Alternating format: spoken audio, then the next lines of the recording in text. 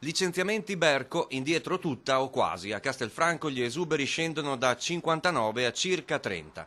In poco più di 24 ore i lavoratori della ditta di Borgo Padova sono passati dallo sconforto a una mezza vittoria. L'accordo è stato siglato all'alba nella sede di Assindustria Ferrara.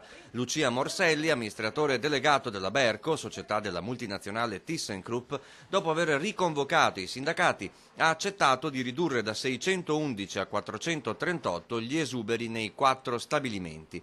Ben 320 licenziamenti riguarderanno il sito di Copparo, Ferrara, dove lavorano anche molti operai rodigini. I sindacati hanno messo sul piatto la rinuncia a una cospicua porzione dell'integrazione allo stipendio stabilita dal contratto di secondo livello. L'accordo prevede anche un anno di cassa integrazione straordinaria e alcuni incentivi all'esodo. La soluzione trovata è una soluzione che è la migliore possibile, ma non del tutto soddisfacente, perché non rimette in moto la produzione, ma salvaguarda per ora il reddito dei lavoratori. Per Costantino Santinon della FIOM CGIL e della Berco di Castelfranco, in questa avvertenza i lavoratori hanno fatto la loro parte per salvare il numero più alto di posti di lavoro. La RSU contano di recuperare gradualmente in 3 anni la quota di stipendio alla quale hanno rinunciato nella trattativa. Ora toccherà all'azienda tornare al Ministero per richiedere la cassa integrazione rifiutata solo 24 ore fa.